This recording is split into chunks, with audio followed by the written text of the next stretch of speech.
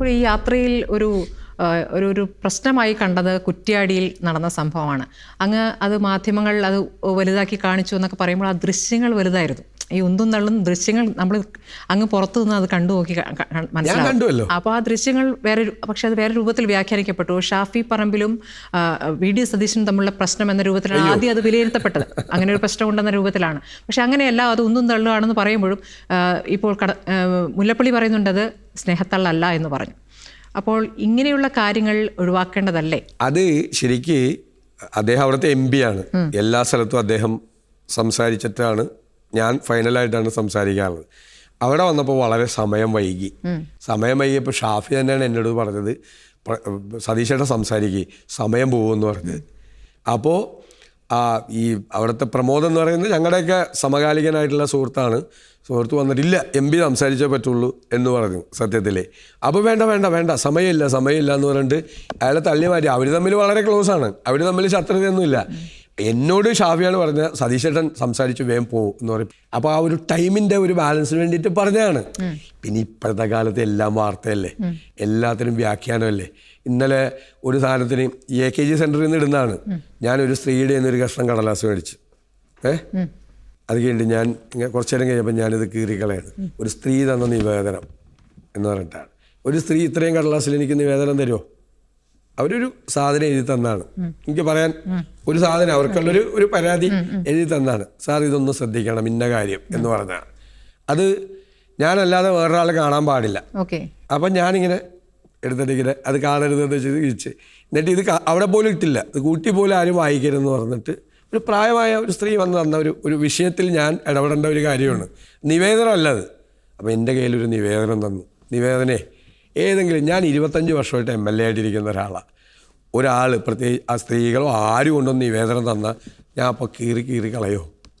അപ്പോൾ ഇതാണ് ഈ സോഷ്യൽ മീഡിയ ക്യാമ്പയിൻ എന്ന് പറയുന്നത്. ഇതാണ് ഈ തരത്തിലുള്ള ക്യാമ്പയിൻ. ഞങ്ങൾ ഇന്നലെ ചിരിച്ചിരിച്ച് മണ്ണ് വെപ്പി ഇത് കണ്ടിട്ട്.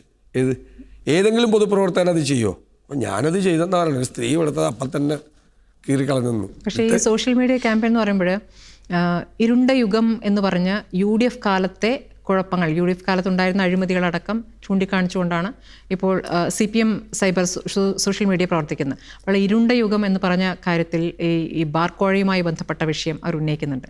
അതിൽ K മാണിയില്ല, K ബാബു ഉണ്ട്. ഇത്തരം ചില കാര്യങ്ങളുണ്ട്. മരിച്ചുപോയ പല നേതാക്കളെ, ഇബ്രാഹിം കുഞ്ഞിൻ്റെ അടക്കം പടം വെച്ചുകൊണ്ട് മടങ്ങി വരരുതേ മകനെ എന്ന് പറഞ്ഞു ഇട്ടിരുന്നു. അത് പിന്നെ അത് ഡിലീറ്റ് ചെയ്തെന്ന് തോന്നുന്നു. ഈ തരത്തിലുള്ള കാര്യങ്ങൾ അവിടെ വരുന്നുണ്ട്. അത് കൂടാതെ പഴയ കാലത്തെ ഓർമ്മിപ്പിക്കുന്ന ചില കാര്യങ്ങൾ പറയുമ്പോൾ പലതിനും നിങ്ങൾക്ക് മറുപടി പറഞ്ഞു പോകേണ്ടി വരില്ലേ? അല്ല, അതൊക്കെ പറയാൻ, അതൊക്കെ സോഷ്യൽ മീഡിയയിൽ കൂടി തന്നെ മറുപടി പറയാം.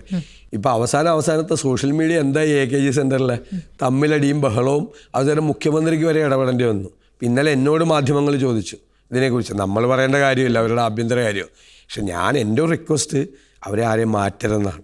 കാരണം എൻ്റെ PR ഇപ്പം ചെയ്യുന്നത് AKG സെൻറ്ററിൽ നിന്നാണ് കംപ്ലീറ്റ്. എനിക്ക് വേണ്ടിയിട്ട് ഒരാളും PR ചെയ്യുന്നില്ല, ആരും ചെയ്യുന്നത് AKG സെൻറ്ററിൽ നിന്നാണ്.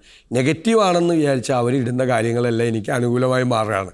ഡെയിലി 20 റീലാണ്, പിന്നെ 10 കാർഡുമാണ് എനിക്കെതിരെ ഇടുന്നത്, എല്ലാ ദിവസവും ഇടുന്നത്. അത് എൻ്റെ മുഖമൊക്കെ വികൃതമായി കാണിച്ചുകൊണ്ടൊക്കെ ലേയൊക്കെ ഉണ്ടെങ്കിൽ എൻ്റെ പടമുണ്ട് അവിടെ, എൻ്റെ പേരുമുണ്ട് അവിടെ കംപ്ലീറ്റ് ആയിട്ട്. ഇത്രയും ക്യാമ്പയിൻ, ചില നെഗറ്റീവ് ക്യാമ്പയിൻ നമുക്ക് ഗുണം ചെയ്യുമെന്ന് പറയില്ലേ. ശരിക്കും പറഞ്ഞു കഴിഞ്ഞാൽ നാടകം എവിടെയാണ് നടന്നത്? PR നാടകം എവിടെയാണ് നടന്നത്? MV ഗോവിന്ദൻ്റെ ജാഥയിലാണ് നടന്നത്. പ്രായമുള്ള ഒരാളെ കൊണ്ടുവന്ന് അയാൾക്ക് കിട്ടിയ പെൻഷൻ പാർട്ടിക്ക് സംഭാവന ചെയ്തു എന്ന് കാണിച്ച്. അല്ല, പക്ഷെ അത് പിന്നെ തെറ്റാന്ന് പറയുന്നു. അല്ല, അദ്ദേഹം പോയിട്ട് ആ ബസ് സ്റ്റാൻഡിൽ ഇരുന്നിട്ട് അദ്ദേഹം പറഞ്ഞല്ലോ, എനിക്ക് പാർട്ടിക്കാർ കാശ് തരാമെന്ന് പറഞ്ഞു, ഇങ്ങനെയൊക്കെ പറയണമെന്ന് പറഞ്ഞു ഞാൻ പറഞ്ഞെന്ന്. പിന്നെ അദ്ദേഹത്തെ തട്ടിക്കൊണ്ടുപോയതാണ്. എല്ലാവർക്കും CPM അല്ലേ. CPM എങ്ങോട്ടാണ് പോകുന്നത്? CPM-നെ കുറിച്ചുള്ള അലിഗേഷൻസ് എന്താണ്? രക്തസാക്ഷി ഫണ്ട് തട്ടിപ്പ്. തട്ടിപ്പ് നടത്തിയവനല്ല പുറത്താക്കിയത്, തട്ടിപ്പ് ചൂണ്ടിക്കാണിച്ച ആളെ പുറത്താക്കിയത്. തിരുവനന്തപുരത്ത് രക്തസാക്ഷി വിഷ്ണുവിൻ്റെ ഫണ്ട് തട്ടിച്ച ആൾക്ക് ട്രിപ്പിൾ പ്രൊമോഷൻ കൊടുത്തൊരു മന്ത്രി ഇടപെട്ട്, തിരുവനന്തപുരത്തെ മന്ത്രി ഇടപെട്ട്. എന്നിട്ട് അയാളെ CATU ജില്ലാ സെക്രട്ടറി ആക്കി. വിഷ്ണുവിൻ്റെ സഹോദരൻ അടക്കമുള്ള ആളുകൾ കോൺഗ്രസ്സിൽ ചേർന്നു.